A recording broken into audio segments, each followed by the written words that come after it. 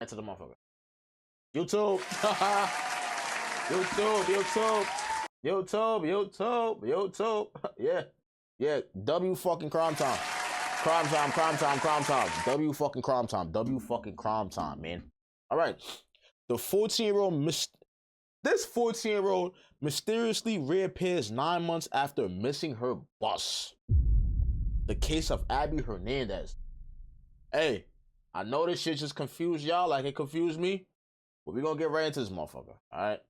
These two videos hide a disturbing secret. On October 9th, 2013, soon-to-be missing teenager Abby Hernandez left school at 2:31 p.m. wearing a striped sweater, jeans, and boots. For the longest time, this has been Abby's last known location.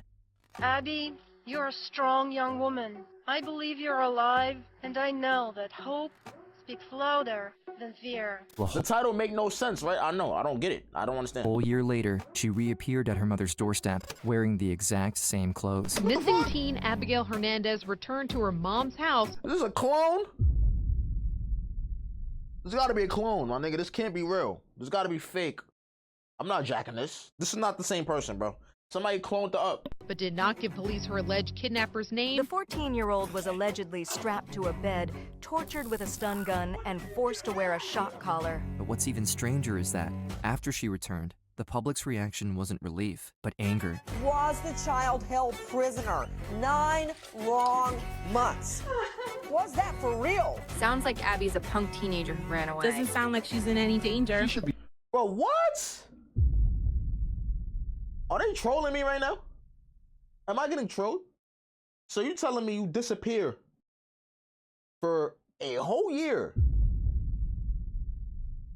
right? And then you just magically come to the doorstep, to your parents' doorstep, like nothing ever fucking happened? What the fuck is going on right now, bro? What the fuck is going on right now, my nigga? I'm not liking what's going on right now, gang. I ain't liking this. I ain't liking be forced to pay back the state. This whole story has been fishy from the very beginning. Is there anything you'd like to say? Nope. Victims don't. Nah, this is a brat. She's a brat. She's a brat. That nope. When she said nope, she's a brat. It told me everything I need to know. Like that. I'm not buying it. We just want to have some answers. There's still lots of questions regarding Abby's disappearance. But as the details of her abduction unraveled, it became clear to the police that they weren't dealing with an ordinary criminal. Law enforcement says this device is a bomb. We've heard a report that he believed there was a zombie apocalypse. Building firearms at home. She says, I know the name, but I can't tell you because he's gonna come and kill us. He's everywhere. With the whole world against her and an armed psychopath on the loose, Abby now has to find the courage to finally reveal the truth. Abby!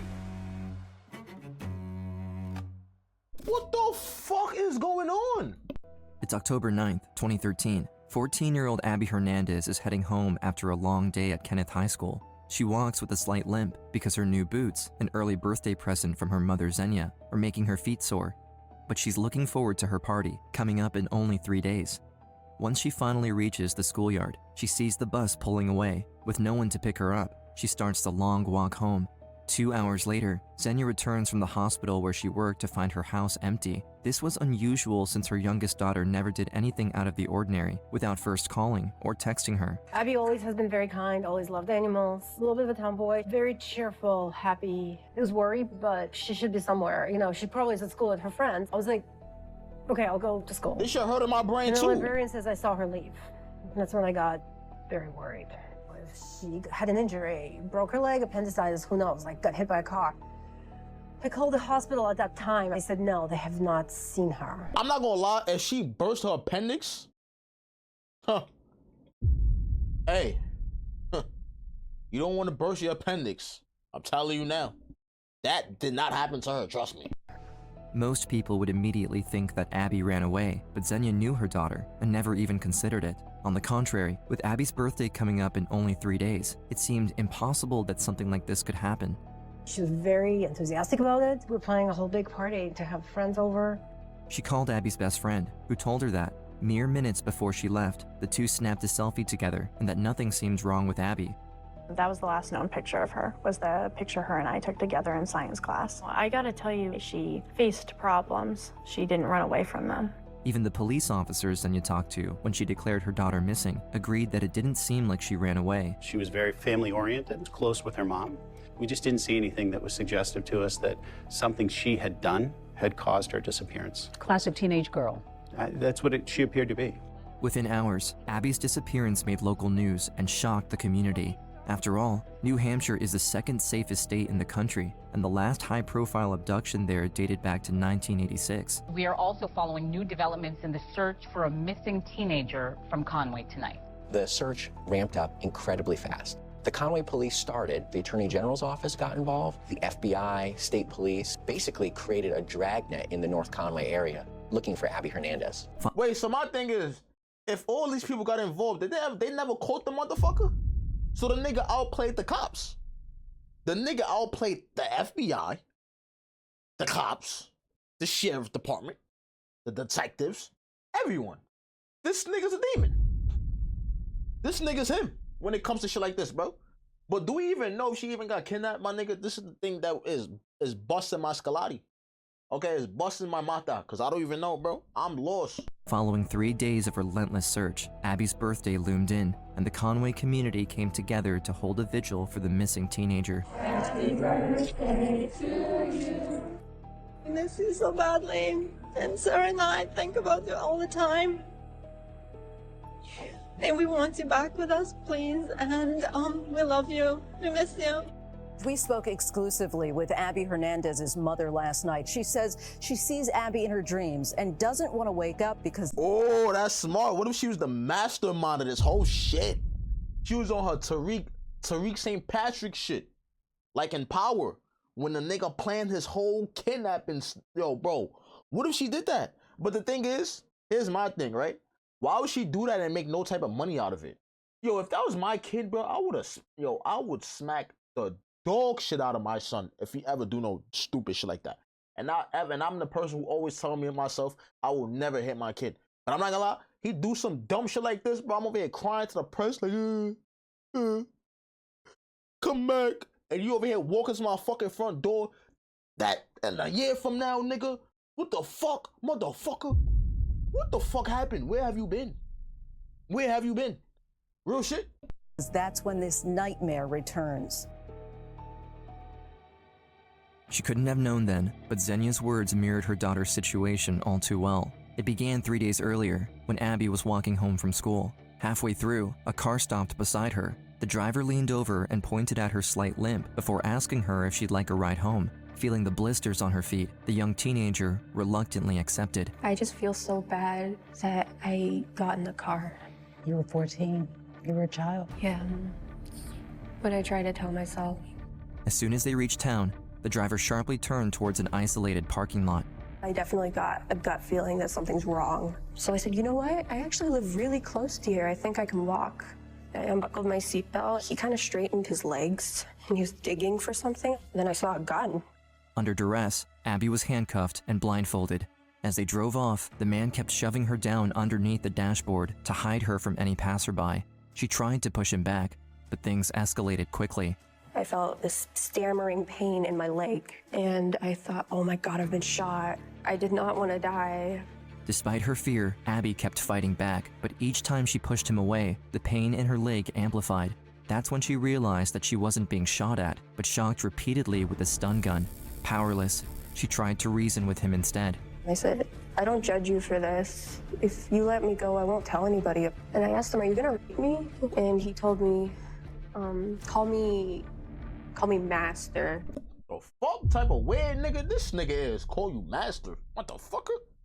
Fuck you mean call you master, bitch? The fuck? What the fuck? Type of weird shit? After a long ride, the kidnapper stopped the car. Abby was dragged into some kind of building and thrown onto a dirty mattress before the man removed her blindfold. Looking around, she noticed metal floors, walls covered in soundproof padding, and padlocked latches on every door. But the worst was the figure standing right in front of her, hiding his face under a golden Halloween mask. Is this Black Phone like the movie? Is this the movie Black Phone? Is Black Phone based on this? Why did you show that mask like that?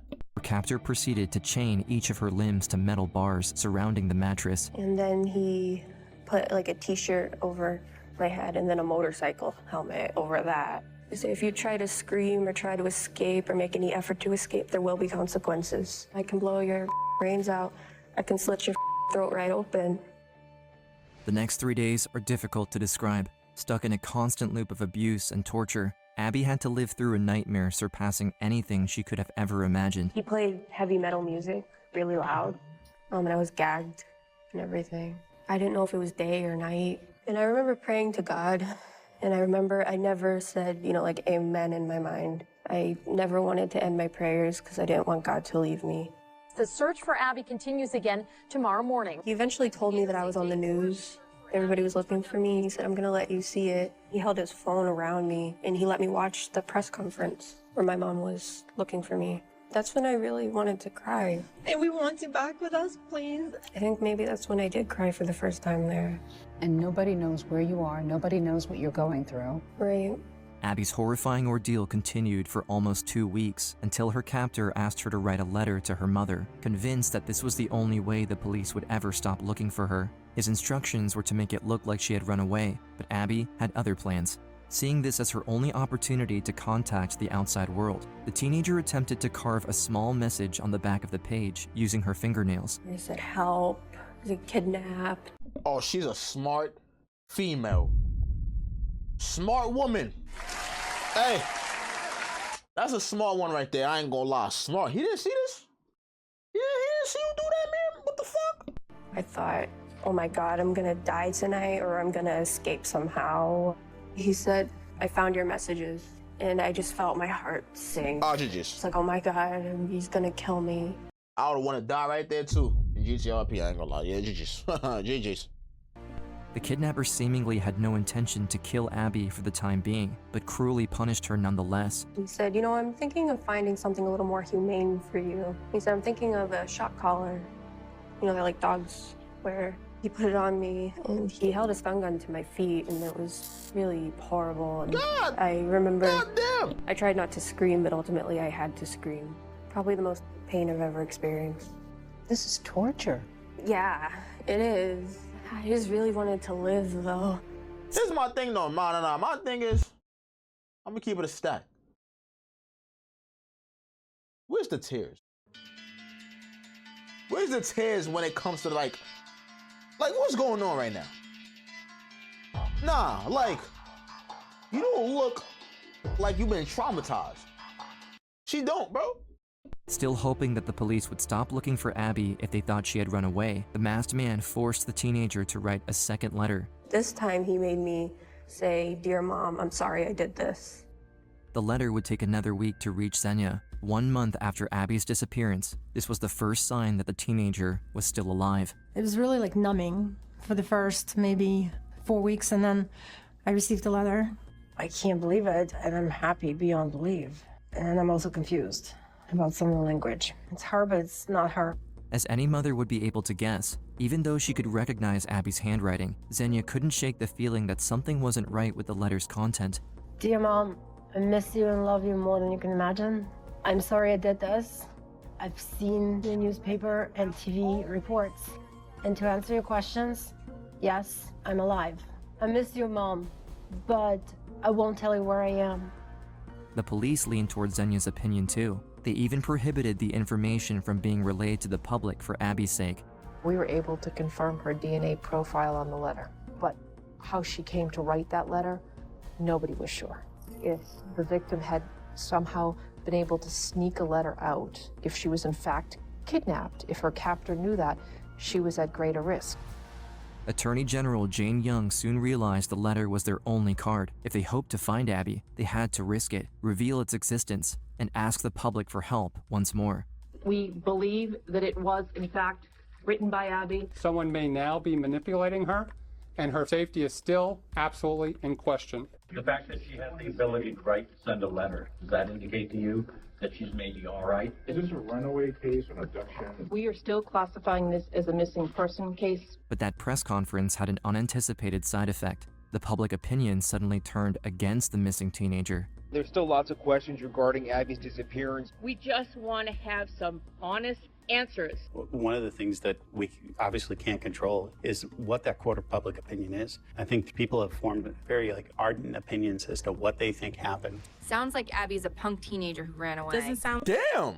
like she's in any danger. She should be Damn. forced to pay back the state. This whole story. God damn, forced to pay back the state? What the what? Come on, gang. You don't gotta be that harsh, my nigga. What the fuck? Has been fishy from the very beginning. As disinterest grew, so did the rumors, especially at Kenneth's high school, where Abby, her best friend Miranda, and her boyfriend Jimmy all attended. Reporters, they would say, if it's a runaway, we can't cover it, it's not news. It was definitely a hot topic for gossip. Being in high school, most people want to assume, oh, she was pregnant. That must be why, that she ran away. They say that and I'm her man? If I'm her man, and I go to that same school that she go to, and niggas are saying that, oh, I'm cracking you. I'm fighting. I'm cracking. Stupid. Hold that. What are you talking about, nigga? Mind your fucking business. But the police had already cleared her boyfriend Jimmy as a suspect. The Attorney General had a choice to make. Either she declared Abby a runaway or an abductee. Thankfully for Abby, Jane Young chose the latter. People just don't disappear off the face of the earth, especially a 14-year-old girl. She didn't drive. We knew that there was money at home that she didn't take. She had only the clothes on her back. No matter where she was, it fit the definition of kidnapping. The lack of media interest slowed the influx of tips from the public to a drag, and quickly, the case went cold. However, Xenia refused to let her daughter's story die. As the months passed by, she continued making public appearances alongside Jane Young. There, she read her desperate pleas out loud in front of the few reporters who still thought her story worthy of the evening news. Dear Abby, I believe you're out there somewhere, watching and listening to me right now. I miss you and love you so much more than you can imagine. Abby, you're a strong young woman, and I'm staying strong for you. You are courageous, you are smart, and you are beautiful. Abby, you matter to me. I believe you're alive, and I know that hope speaks louder than fear. Abby, I keep having a dream where you come home, and I give you the biggest hug ever. I know in my heart this dream means something, and that it matters. I pray to God it will come true. Love, Mom. 5 months later, in a small town 30 miles north of Conway, 34-year-old firearm machinist Nathaniel Kibbe was heading home when a female driver accidentally hit his car. Furious, he got out and knocked the woman down to the ground using the handle of his pistol. Unbeknownst to the police, this seemingly random act of violence had actually been committed by the same man who kidnapped Abby 6 months earlier. Oh, GG's. We got him, y'all. Following the assault, Kibbe was arrested in order to surrender his most precious possession, his extensive gun collection. God, he got the pole. He's probably going to argue everything you're going to say, and he's going to have some sort of, I know my constitutional rights, and argue that point. He had very strong beliefs about the Constitution and, its origins and its meaning. In a move completely inconsistent with his character, Kibbe called the police himself ahead of the date of the surrender, asking them to come and collect his guns right away. What the fuck you got a sniper rifle for, my nigga? What the hell you doing with a sniper, gang? You're not in motherfucking Iraq or Iran, bro. What the fuck? What are you doing? This is the first time for myself that anyone has contacted us ahead of the paperwork getting to us, so that was odd. Once on Kibbe's property, police officer Eric Benjamin, who knew him personally, couldn't help but notice the oversized shipping container in the backyard. When asked what was inside, Kibbe dismissed the question, citing that the court order required him to surrender his weapons and nothing else. We didn't have any reason to get closer, and he made sure of that. On top of that, Abby's disappearance was now far from the headlines. After 5 months, most of the journalistic community concluded she ran away. Most, but not all. The local news still covered the case and the efforts made by Abby's friends to reach out to the missing teenager. The words, "We miss you, Abby," flash across the new video posted on the Bring Abby Home website. It's filled with messages from friends. Dear Abby, I cannot tell you enough how much you are missed. Hi, Abby. I know I haven't seen you in a while. I really need you back. There's nobody else like you. Letters are also posted on the website. One friend writes, "One of the hardest things is knowing that I can't talk to you when I need you the most." Friends share their sadness, confusion, and their hope that these messages will be heard somewhere by Abby. But yeah, we just really, really miss you, Abby. Please be home soon. Following Kibby's clash with the police, the man became increasingly paranoid. This changed the dynamic inside the bunker. Abby was now chained up at all times, and Kibby installed tubes and pumps by the side of her bed so that the teenager could drink on her own while he sometimes stayed out of the bunker for days. Eventually, Kibby's paranoia reached its climax, and he made an unexpected move. He said, "You know too much." He said, "So I need to move you. Like, we can't stay here." He put me in the trunk of the car, and we drove for a really long time. He carried me over his shoulder into a room, and he dumped me on a mattress. He made a room for me, which is where I lived for months. But I noticed on the door there were like screws and then wires. And he told me that he tripped the door so that if it, for any reason it was busted open, the room would catch on fire. When he tied me up, he said, "Do you want to know how I know how to do this?" He told me about his experiences in juvenile prison and about how they abused down there. 6 months into her captivity, this was the first time Kibby opened up to the young teenager, and over the course of the following weeks, their conversation kept growing. Kibby, an atheist. Oh, she became a therapist to this nigga. This nigga's a weirdo. He just needed somebody to speak to. Weird ass nigga. Objectivist, would debate with Abby about the existence of God and his libertarian ideals. As much as she noticed the man enjoyed these exchanges, Abby still saw him as a monster. After all, even though the worst of the torture was behind her, he continued to abuse her almost every day. Did the whips stop? No. No. That happened throughout your captivity? Yeah. But one time he fell asleep with me. I was facing the door, and I woke up, I wasn't wearing a blindfold. So I remember rolling over and I saw his face, and I quickly sat up and I covered my eyes because I was afraid he would kill me now. Because he said I needed to forget what his face looked like. But as the weeks went by, Abby realized something. The more she befriended Kibby, the less violent and abusive he became. An avid reader, he gave her loads of books to keep her occupied during that period. Amongst them was a cookbook that would later reveal itself to be the key to her kidnapper's demise. You know, being there for like 9 months, I kind of eventually became weirdly comfortable. Wow. And he always told me, he said, "You're like the closest thing I'll ever have to a daughter." I guess he kind of looked at me like he wanted to teach me stuff. So anyway, he had a cookbook, and I would just read the cookbook. But there was a name written in, block letters, and the name was Nate Kibby. I asked him, I said, "Who's Nate Kibby?" He looked a little disappointed, and he just kind of breathed, and he said, "How do you know my name?"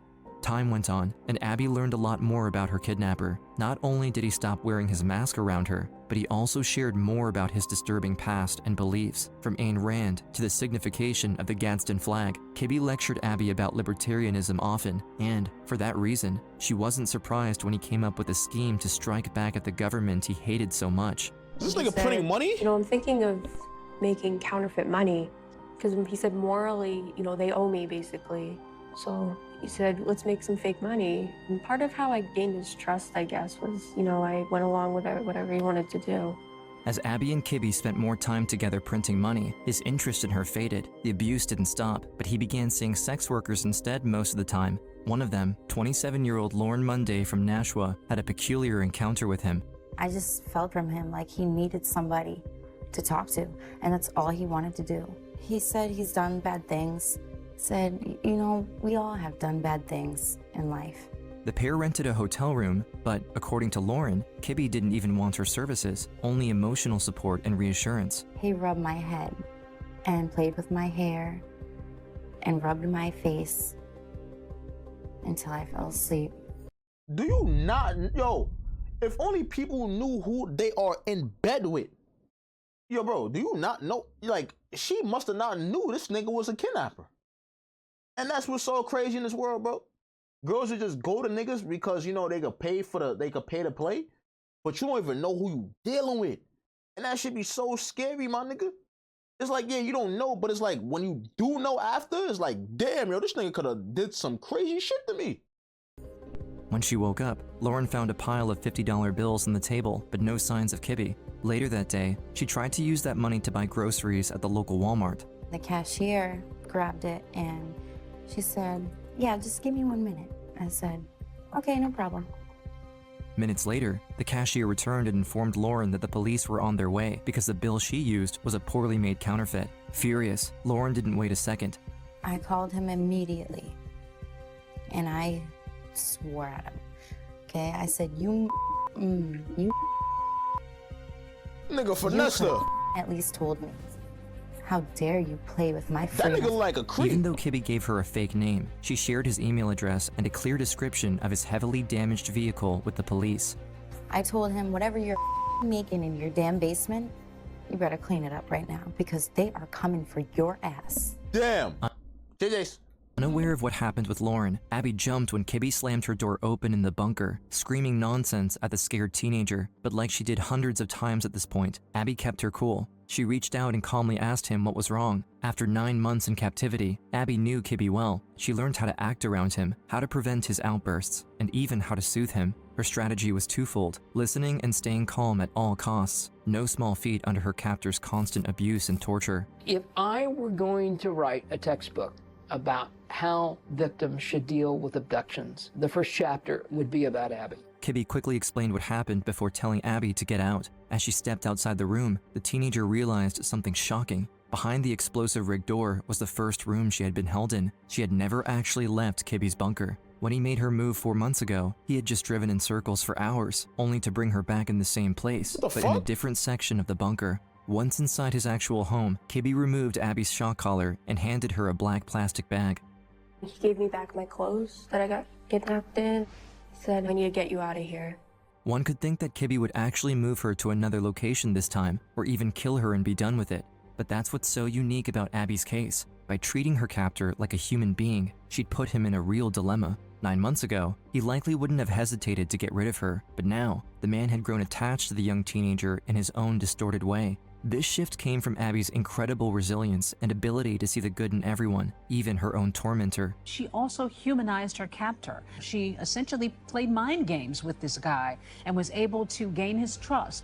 Somehow find a way of seeing the humanity in the person that was treating you so cruelly and use that as a survival technique. As they got onto the road, she was still unsure of what he would do. Maybe drop her in another state or hand her over to someone else. But her heart started racing when she saw a sign along the road reading, "Conway ahead." Before long, Kibbe stopped the car in the exact spot where he kidnapped her almost a year ago. There were no cars coming either way. He said, "Get out." I slammed the door and he drove off. Just like that. That was it. Wow. I'm not gonna lie, that's 1 out of a million. Cause, yo, when people get kidnapped, it never goes well for them. 9 times out of 10, it don't go well for them. Yeah, sometimes they are still alive and they can get away. You feel me? Like, it was a time where it was some nigga who kidnapped a girl, and I think he kidnapped her for like 10 years or some shit like that, and then she ended up escaping because he did one stupid dumbass mistake. Don't know what he did, but it was a mistake that he made on his end. You feel me? But shit like this don't regularly happen, my nigga. This is why it's so unique, because this shit don't happen, bro. You feel me? Like, at all. It's like the nigga want to get caught or some shit. I don't know.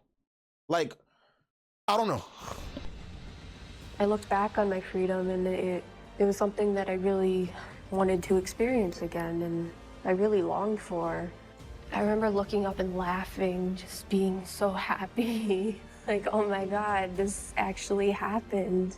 I'm a free person. I never thought it would happen to me, but I'm free. And I just walked home. In a twist as unbelievable as it is ironic, Abby got to finish her 9-month-long walk home. She was even wearing the same boots that had brought her there in the first place. I remember when I came up to my doorstep, I could hear my mom talking on the phone. I could hear her voice. I opened the door and I said, "Mom?" And I remember she said, "Abby?"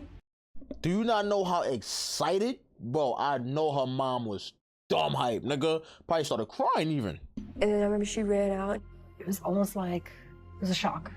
Like, I had this shudder and I couldn't believe what I was seeing. That was such a beautiful moment. I remember just the look on her face. I remember seeing her and she looked different. She really did.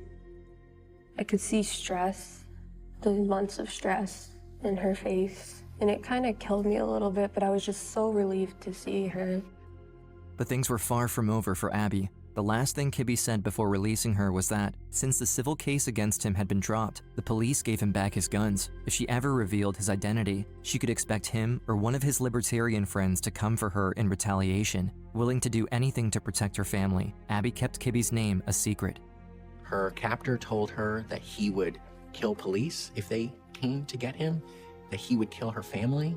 He made all kinds of threats. She says, I know the name, but I can't tell you because he's gonna come and kill us. He's everywhere. That nigga look crazy. He knows I'm telling you this now. I was like, no. I said, he doesn't. And like, we're in a public place. She's like, yeah, he's gonna come and shoot us. When this information came to light, the public's outrage was reignited, repeating the same drama surrounding Abby's letter from 7 months ago. Everyone criticized and blamed the survivor for her silence. Was the child held prisoner 9 long months? Was that for real? Even without Abby's involvement, Lauren Munday's deposition about the counterfeit money should have indirectly led police to the kidnapper. However, at the time, New Hampshire was dealing with the widespread counterfeit money operation tied to groups unrelated to Kibbe. Right now, Claremont police are warning people to be on the lookout for counterfeit cash. Is this a larger part of a bigger group of people? Is this just an isolated incident? With her back against the wall, Abby had to make a choice. Thanks to her family's love and reassurance, she gathered her courage and made sure Kibbe never harmed anyone else by finally revealing his identity to the FBI. In cooperation with local police, the Bureau organized a large-scale raid of Kibbe's property. I heard the radio communication say that he had a pistol in his waistband, and I really felt like the next communication was going to be we were going to hear that there were shots fired. To the federal agent's surprise, but not the local police, Kibbe immediately surrendered. Nate Kibbe behaved like Nate Kibbe always behaved. He was violent in situations where he had the upper hand. He was never physically confrontational with the police. For the next 2.5 years, investigators in tow with Attorney General Jane Young built their case while Kibbe awaited judgment in jail, and the results spoke for themselves. There was enough evidence to charge the 34-year-old with 183 crimes. From kidnapping to hundreds of sexual assaults to the production of counterfeit money, the suspect had no choice but to accept a court-mandated plea deal for 7 of those charges, guaranteeing him a sentence of 45 to 90 years. Damn. He's fried. He is cooked. Ain't that nigga like a creep? Ain't that nigga look bugged down the head? That nigga just needed somebody to talk to, man. Damn. Shit is sickening. You could have just, you could have just talked to a therapist, my nigga. You could have just got a girlfriend, twin. But you do look crazy. This nigga like a Tom. You like a fucking Tom, bro. This nigga look insanely sick. Well, initially, Nathaniel Kibbe faced 183 charges, but with a plea deal with the state, pled guilty to 7 of those charges. Now, Kibbe will spend 45 to 90 years behind prison bars. What this investigation revealed is that every painstaking detail that the victim provided was in fact true, no doubt. Everything supported by evidence. Hundreds of pieces of evidence. Physical evidence, purchase records, statements of other individuals. Every day, I'm just glad that she got away. You should be glad you got away. The fuck? You talking about her? Forget Abby. You should be glad that you got away. What the fuck? You was in a hotel with the nigga. The nigga could have did some horrible shit to you, twin. Come on now. She was one who got away. And it's not a cold case file of another innocent child. Since Kibbe's sentencing, Abby has achieved many things, from finishing high school to becoming a hairdresser, a goal she had even before the kidnapping. She also became a proud mother and an executive producer on a film based on her case. However, her most profound victory came before all of that. On May 26, 2016, she finally took the stand in court and faced Kibbe on her own terms. A dramatic day in a New Hampshire courtroom. A young woman face-to-face with a 34-year-old man under arrest and now charged with kidnapping her. It seems like forever. 2 years have gone by, but I often think about Kibbe. What he did affects my life on a day-to-day basis. My name does not mean the same thing anymore that it did before October 9th. But I need to be safe, and so does my family. When you decided to point that gun at me, that was not my choice. It was not my choice to go to your house. It was not my choice for you to hit me. It was not my choice for you to threaten me. You did all that yourself. I'm just telling you the truth. Because sometimes I feel like I wear this whole thing like a millstone around my ankle. Sometimes I still feel like I'm chained, and sometimes I don't feel like I'm completely free. There are certain aspects of my freedom that I can never get back. But in the same aspect, I want you to know that I appreciate my freedom because of you. And that I enjoy and appreciate life because of you. And that I never look at sunshine in the same way. Some people might call you a monster, but I've always looked at you as human. And I want you to know that even though life became a lot harder after that, I still forgive you. Damn, that killed him. Yo, that killed him. That killed him. Cause you know how people be in the stand with the people that either killed their family in GTRP or whatever the case may be, and they be like, "Fuck you. I hope you burn in hell," or type of shit. She said that I forgive you, motherfucker. Killed him. He gonna think about that for the rest of his life. For real. When you kill, that's how you kill somebody with kindness. No cap. Wow. W crime time, man. Wow, W crime time. W fucking crime time. I'm not gonna lie, bro. I was low-key confused for a second, my nigga. I ain't gonna lie. I'm like, what the fuck is this? What the fuck? I thought I was getting trolled. Dead ass. Nah, that's a W, though. Shout out to Abby Hernandez, bro, for playing it cool. You feel me? Real shit, bro. Wow.